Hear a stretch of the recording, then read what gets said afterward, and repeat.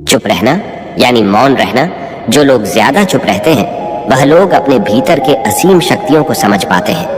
गौतम बुद्ध के अनुसार मौन की शक्ति इतनी ज्यादा है कि वह हमारे अंदर के सारे तनाव, सारी की सारी चिंता और भय को खत्म कर देता है और लोगों के बीच हमें एक होशियार और आकर्षित मनुष्य बना देता है। एक बार गौतम बुद्ध अपने आश्रम में अपने सभी शिष्यों को शिक्षा दे रहे थे कि दुनिया की सबसे तेज छुरी हमारी जबान है और दुनिया के सबसे खतरनाक हथियार हमारे शब्द है, जो बिना किसी का खून बहाए लोगों को अंदर ही अंदर मार सकते हैं। हमारे शब्द हमारी ताकत हो सकते हैं उसी के साथ, लेकिन यह हमारी सबसे बड़ी कमजोरी भी हो सकते हैं अगर हमें नहीं पता कि कब, कहां और क्या और कितना बोलना है। यदि हम सही समय पर सही इरादे के साथ सही शब्दों का प्रयोग करते हैं तो यह हमें एक सफल व्यक्ति बनाता है।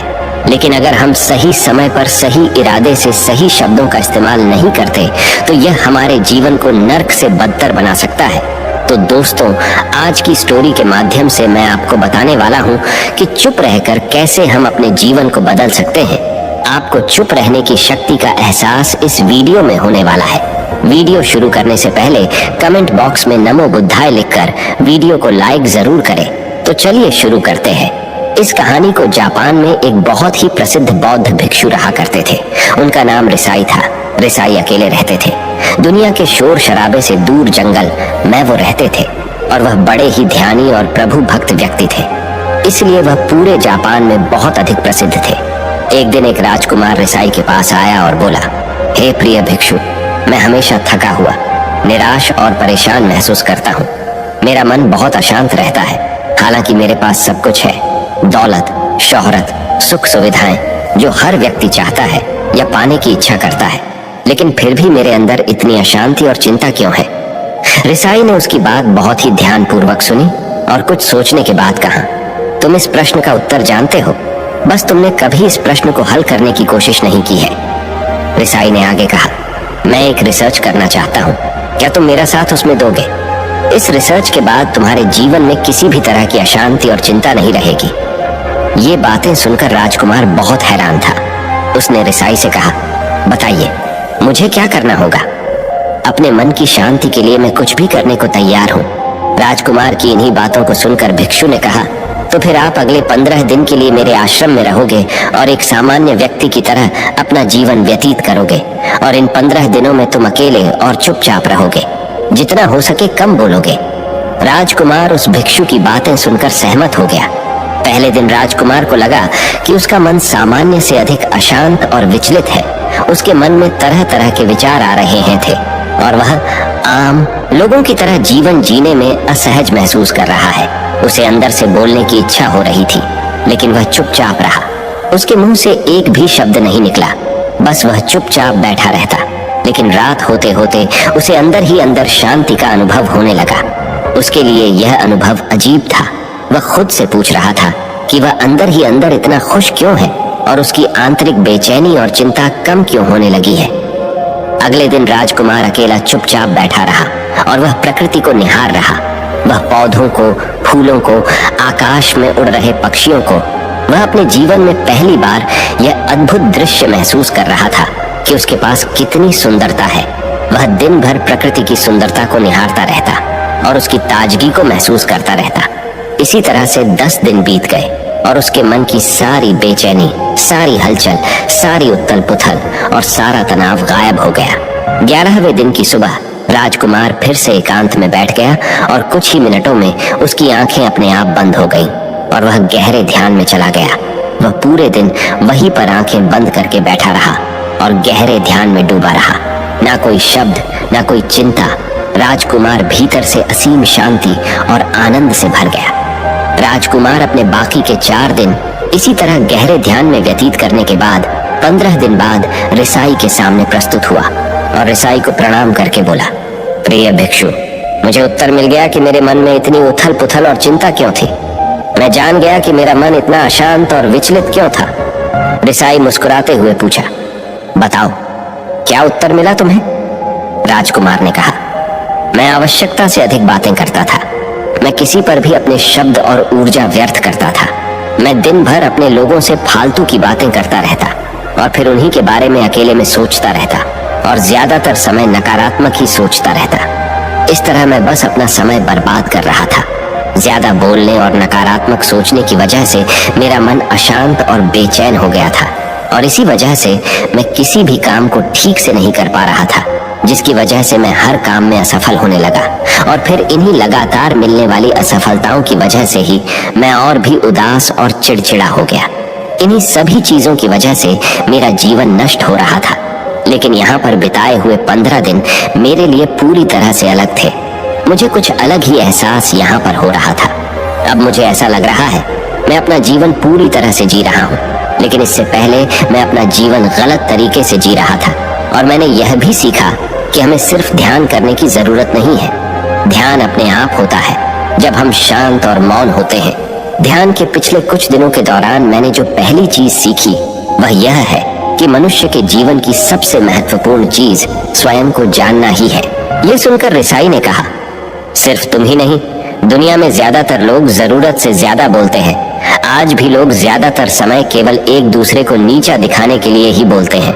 कुछ लोग ना चाहते हुए भी बातें करते हैं और अपना जीवन बर्बाद कर लेते हैं। रिसाई ने राजकुमार को चुप रहने का महत्व समझाते हुए कहा।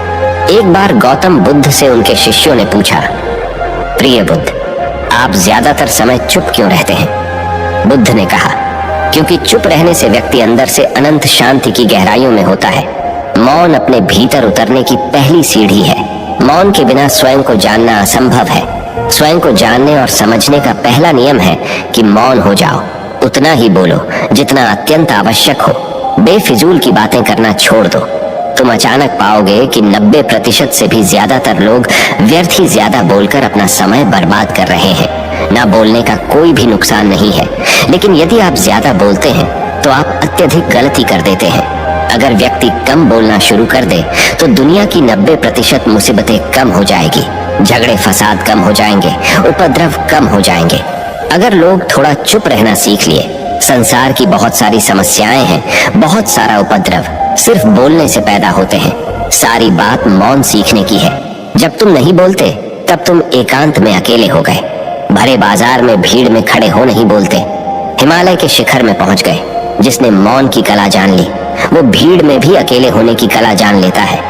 एकांत में तो आदमी स्वर्ग में है। दूसरे की उपस्थिति ही बेचैनी पैदा करती है। पहले तुम्हें चुप रहने की शक्ति को धारण करना होगा।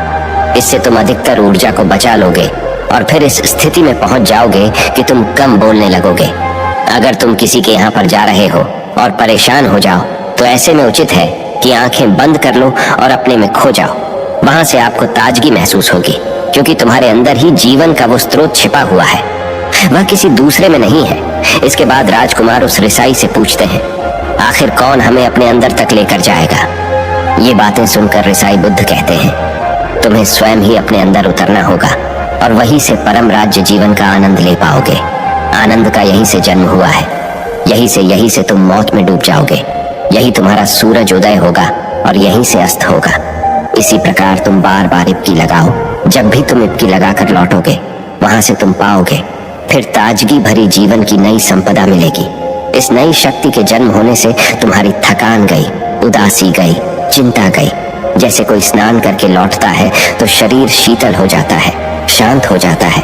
ऐसे ही जब कोई भीतर से साफ होकर वापस आता है, मौन में स्नान करके लौटता है, तो समस्त अस्तित्व, समस्त व्यक्तित्व शांत और मौन हो जाता है, आनंदित हो जाता है। जब तुम आंतरिक मौन की उस पराकाष्ठा पर पहुंच जाओगे तब तुम पाओगे कि बोलने से भी तुम्हारा मौन खंडित नहीं होता, वो बना ही रहता है। उसकी एक अंतर्धारा लगातार तुम्हारे भीतर बहती रहती है। तुम बोलते तो हो, तुम शब्द का उपयोग भी करते हो, लेकिन वो तुम्हारे मौन को खंडित नहीं कर पाती। एक बार गहरे मौन में स्थिर हो जाओ, फिर तुम्हारी वाणी में भी मिठास आ जाएगी। तुम्हारा बोलना संगीत पूर्ण होगा, तुम्हारा बोलना सत्य होगा। तुम बोलोगे तो दूसरों पर भी शीतलता छा जाएगी। जैसे ही तुम अंदर से चुप होते हो, तुम इतने शक्तिशाली होने लगते हो कि समाज की निर्भरता तुम छोड़ने लगते हो और तुम्हारे जीवन में एक मस्ती आती है जो केवल दीवानों के जीवन में होती है। तुम्हारे चेहरे पर एक नई रौनक आ जाती है। तुम्हारी आंखें किसी अमृत के समान हो जाती है और तुम अनंत शांति के समुद्र में डूबने लगते हो। इतना कहकर भिक्षु रिझाई ने अपनी बात खत्म की और वो मौन में चले गए। राजकुमार उनका धन्यवाद कर कर अपने महल में चला गया। दोस्तों, आपने भी अनुभव किया होगा कि बहुत ज्यादा बात करने से दिमाग अशांत हो जाता है, जिससे हम अपने दिमाग पर नियंत्रण खो देते हैं और साथ ही अपना ध्यान भी खो देते हैं। जो लोग बहुत ज्यादा बोलते हैं उनके पास किसी एक काम पर ध्यान केंद्रित करने की काबिलियत नहीं होती। वो अपने किसी भी लक्ष्य पर पूरी तरह से ध्यान केंद्रित नहीं कर पाते। अगर हमारा दिमाग एक जगह केंद्रित नहीं है तो हम जीवन की सच्चाई नहीं समझ पाते और ना ही मनचाही सफलता कभी हासिल कर पाएंगे। इसके अलावा भी आपने देखा होगा कि जो लोग अधिक बोलते हैं वो अक्सर लोगों के बीच हंसी का पात्र बन जाते हैं, और जो लोग कम बोलते हैं और अपनी बात पर कायम रहते हैं उन्हें लोगों से सम्मान मिलता है। लोग उनकी बातों को सुनते हैं और उन पर भरोसा भी करते हैं। जो लोग जरूरत से अधिक बोलते हैं और अपने विचारों के बारे में पक्के नहीं होते, उनका दिमाग स्थिर और विचलित रहता है, शोर से भरा रहता है, और एक अशांत दिमाग वाला व्यक्ति जीवन में किसी भी चीज में सफल नहीं हो पाता, क्योंकि वह किसी भी काम में फोकस नहीं कर पाता। यदि किसी व्यक्ति को यह पता है कि उसे कब, कहां और क्या बोलना है, तो वह व्यक्ति सच में बहुत बुद्धिमान है, और ऐसा व्यक्ति जहां भी जाता है उसका व्यक्तित्व आकर्षण का केंद्र बन जाता है, और वह जो कुछ भी करता है उसमें सफल अवश्य होता है। अगर हम किसी महान और सफल व्यक्ति के व्यक्तित्व को गहराई से देखें तो पाएंगे कि वो कम बोलते हैं और कम से कम शब्दों में अपनी बात खत्म कर देते हैं। वो बोलने से पहले वो चीजों और जिसके बारे में उसे बोलना है उनके बारे में गहराई से सोचते हैं। लेकिन जो लोग बहुत ज्यादा बोलते हैं, बहुत बार वो झूठ भी बोलते हैं और अपनी बातों से दूसरों के मन और विचारों पर कचरा डालते रहते हैं। वह ज्यादातर समय दूसरों की बुराई करते रहते हैं, इसलिए उनके अपने भी उनसे नफरत करने लगते हैं और उनसे बचने की। सभी शिष्यों ने अपनी शक्ति के अनुसार छोटे बड़े थे संकल्प लिए और गुरु को अपने अपने संकल्प के बारे में बताकर वहां से चले गए। लेकिन वह शिष्य जो खुद को सबसे अलग और बड़ाधा दिखाना चाहता था, वह सीधे गुरु की कुटिया में पहुंच गया और बोला, मैं कोई छोटा मोटा संकल्प नहीं लेना चाहता, बल्कि खुद की ही जैसे एक बड़ेढ़ा और महान संकल्प लेना चाहता हूँ। कृपया आप ही बताएं, क्या संकल्प लेना चाहिए? उसकी यह बात सुनकर गुरु मुस्कुराए और बोले, क्या तुम मेरे द्वारा दिए गए संकल्प को पूरा कर पाओगे? क्या तुम्हारे लिए उसे पूरा करना संभव होगा? शायद नहीं, वह तुम्हारे लिए संभव नहीं है।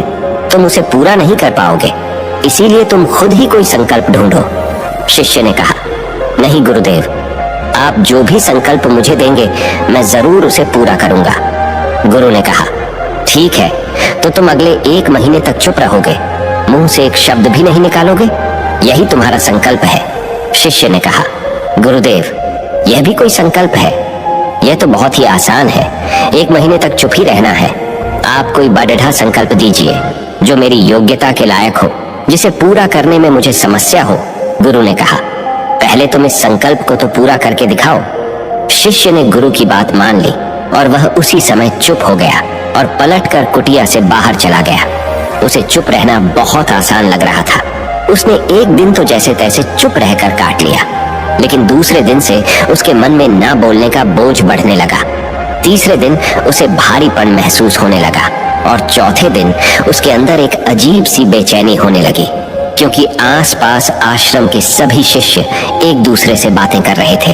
वह भी अपना पक्ष उनके सामने रखना चाहता था, उनकी बोलती बंद कर देना चाहता था, लेकिन उसका संकल्प उसके आड़े आ रहा था। इसीलिए वह पूरे दिन सिर्फ मुंह और आंखें बनाता रहता।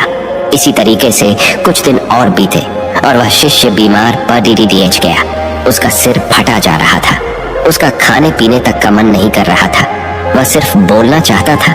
वह गुरु के पास गया और उनके सामने बैठकर लिखकर उन्हें बताया, गुरुदेव, मैं बोलना चाहता हूँ, बिना बोले मुझे सांस नहीं आ रही, मेरा दम घुटता जा रहा है, मैं अंदर ही अंदर पागल हुआ जा रहा हूँ, मैं क्या करूँ? संकल्प तोड़ दूं क्या? ये पढ़कर गुरु मुस्कुराए और बोले, संकल्प तो तोड़ने के लिए ही होते हैं, लेकिन जो अपने संकल्प को पूरा कर लेता है वही अपनी आंतरिक शक्ति को बढ़ाता है, और जो अपनी आंतरिक शक्ति को बढ़ा लेता है वह समाज और जागृति की राह पर आगे भी आज जाता है। संकल्प का लेना भी तुम्हारे हाथ में था और इसे तोड़ना भी तुम्हारे ही हाथ में है। तुम्हारे बहुत से भाई अपने संकल्प को तोड़कर अपनी पुरानी दिनचर्या पर वापस आ चुके हैं।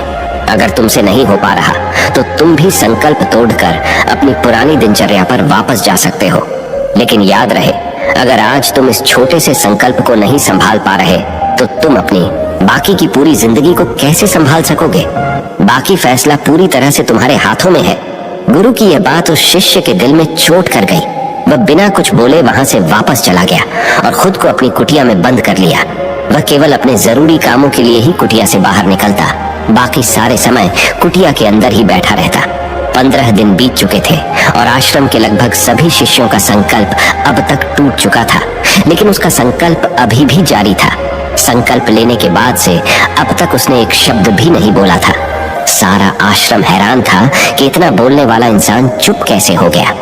15 दिन बीतने के बाद वह दोबारा अपने गुरु के पास गया और लिखकर बताया है, गुरुदेव, मैं बाहर से तो चुप हूँ, लेकिन मेरे भीतर बहुत सी आवाजें हैं, बहुत सी चीख पुकार और शिकायतें हैं। मैं अंदर ही अंदर बात करता रहता हूँ। मेरा मन तरह तरह के प्रश्न पूछता रहता है। मैं बाहर से जितना मौन हूँ, भीतर से उतने ही शोर शराबे से भरा हुआ हूँ। क्या इस तरह से मेरा संकल्प अभी भी जारी है? गुरु ने कहा, हाँ, तुम्हारा संकल्प अभी भी जारी है, लेकिन जब तक लोगों की ये आवाजें तुम्हारे कानों में पेटी देती रहेंगी, तुम्हारा मन बोलता रहेगा, क्योंकि इसे तो आदत है बोलने की। तुम भले ही बाहर से चुप रहो, लेकिन तुम अंदर ही अंदर बोलते रहोगे। तुम्हें इन बातों से, इन आवाजों से दूर जाना पड़ ही रहेगा। शिष्य गुरु को प्रणाम कर वहां से चला जाता है और सुबह होते ही अपनी कुटिया छोड़कर जंगल की तरफ चला जाता है। कई दिन बीत जाते हैं, संकल्प का समय भी पूरा हो जाता है, लेकिन शिष्य लौट कर नहीं आया। आश्रम में सभी को डर था कि कहीं जंगली जानवर ने उसे खा ना लिया हो। इस बीच उसे ढूंढने की बहुत कोशिश की गई, लेकिन वह कहीं नहीं मिला। सभी गुरु भाइयों ने मान लिया था कि जंगली जानवरों ने उसे अपना शिकार बना लिया है, लेकिन गुरु को ऐसा नहीं लगता था। एक दिन आश्रम का एक अन्य शिष्य गुरु के पास आया और बोला, गुरुदेव, हमारे उस अधिक बोलने वाले भाई के साथ क्या हुआ होगा? क्या जानवर ने उसे मार दिया होगा? गुरु ने कहा, हो सकता है कि जानवरों ने उसे अपना शिकार बना लिया हो, लेकिन उसके न लौटने की एक दूसरी वजह भी हो सकती है। शायद उसे वह मिल गया है जिसके लिए वह गया था। फिर शिष्य ने पूछा, गुरुदेव, क्या ज्यादा बोलना इतना हानिकारक होता है? गुरु ने कहा, इंसान के जीवन के बहुत सारे दुखों में से एक दुख यह भी है कि वह कभी चुप नहीं रह सकता, हमेशा कुछ ना कुछ बोलता ही रहता है। सिर्फ हमारे बोलने के कारण हमारे आधे से ज्यादा दुख पैदा होते हैं। परिवार के अधिकतर झगड़ों की वजह हमारा बेमतलब बोलना ही होता है। हम में से कोई भी चुप नहीं रहना चाहता। हम बस सामने वाले को सुना देना चाहते हैं। जो भी हमारे मन में है सब निकाल कर उसके मन में बैठा देना चाहते हैं। उसे समझा देना चाहते हैं कि देख, तू गलत है और मैं सही। और इस तरीके से सब एक दूसरे की सडड ही गली बातों को ग्रहण कर रहे हैं। इस तरीके से सुनने और सुनाने का यह काम जिंदगी भर चलता रहता है।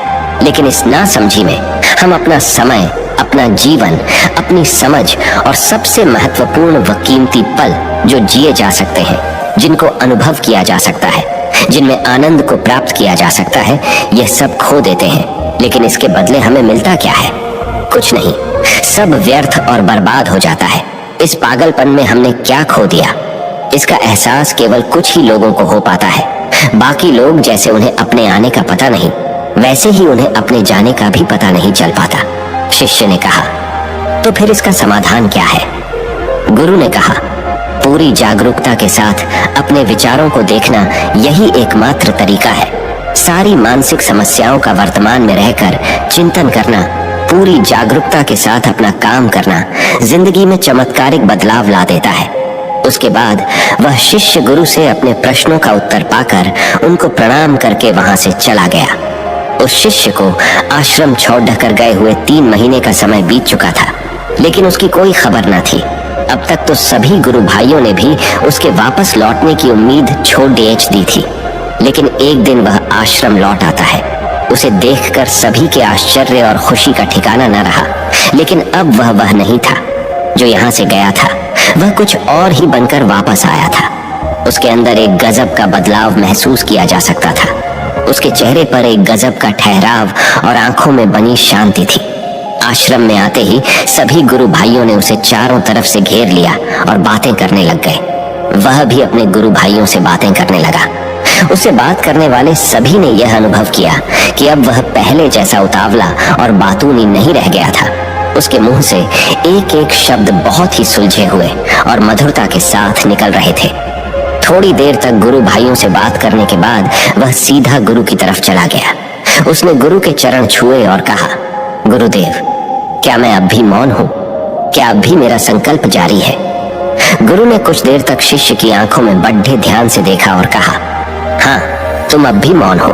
तुम्हारे मुंह से एक भी शब्द निकल नहीं रहा और तुम्हारा संकल्प अभी भी जारी है। शिष्य ने कहा, गुरुदेव, जब मैं आश्रम से गया तो मैं मुंह से तो चुप था, लेकिन मेरे अंदर बहुत सी आवाजें थीं, मन में बहुत से प्रश्न थे और वह बंद नहीं हो रहे थे।